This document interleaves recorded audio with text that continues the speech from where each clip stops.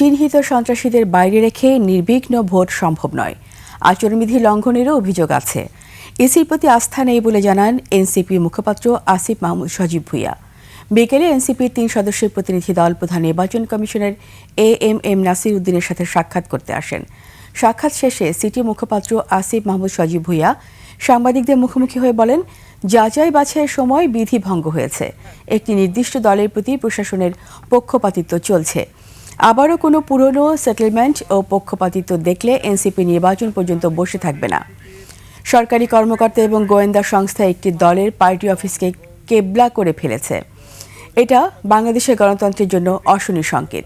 এ ধরনের কার্যক্রমে নির্বাচনী আগ্রহে ভাটা পড়ছে। আমরা ভোটাধিকার প্রয়োগ করতে পারবো। এই ক্ষেত্রে যদি প্রশাসন, সরকার, রাজনৈতিক দল যে কোনোভাবে যদি এই সম্ভাবনাকে নষ্ট করার কোনো প্রক্রিয়া আমরা দেখি, এবং আমরা যদি দেখি আবারও পুরনো সেটেলমেন্টের মধ্য দিয়ে, আবারও কোনো একটা আন্ডারস্ট্যান্ডিং এর মধ্য দিয়ে এবার জনগণকে আবার প্রতারিত করার মতো কোনো ধরনের লক্ষণ যদি আমরা দেখি, আমরা কিন্তু নির্বাচনের দিন পর্যন্ত বসে থাকবো না। আমরা প্রয়োজনে আবার রাজপথে নামবো। নির্বাচন কমিশন থেকে যুক্ত হচ্ছেন আমাদের সহকর্মী মানিক শিকদার। মানিক, নির্বাচন কমিশনের সবশেষ কি তথ্য আছে আপনার কাছে?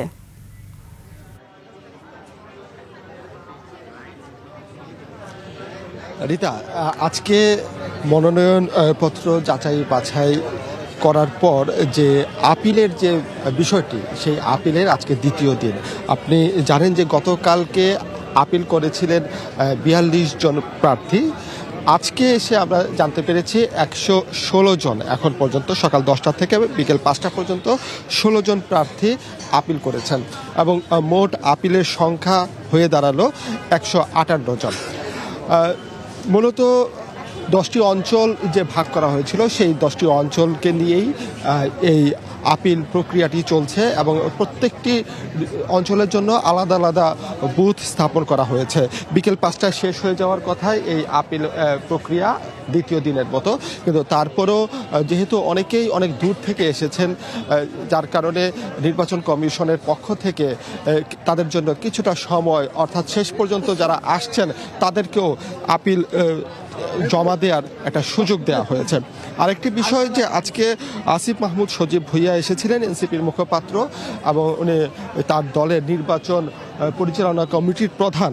তিনি এসে যেটা বলেছেন যে সম্প্রতি যে পরিস্থিতি দেখা যাচ্ছে, একটি বিশেষ দলকে কেন্দ্র করে নির্বাচন কমিশন বা প্রশাসন একটি পক্ষপাতিত্বমূলক আচরণ করছেন, এর একটি প্রতিবাদ তারা জানিয়ে গেছেন প্রধান নির্বাচন কমিশনার এএমএম নাসির উদ্দিনের সাথে একটি সাক্ষাৎ করে।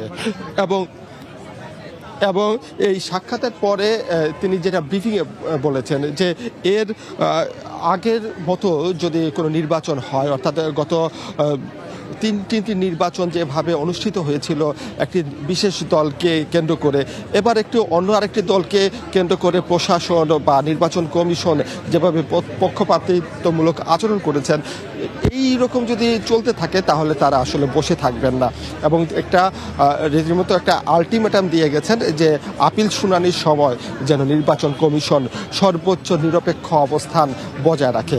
তো রিতা, এই ছিল আমার কাছে এখানে থাকা সর্বশেষ তথ্য। পরবর্তীতে হয়তো নিশ্চয়ই আরও নতুন তথ্য জানাতে পারবো। মানিক, আপনাকে অসংখ্য ধন্যবাদ।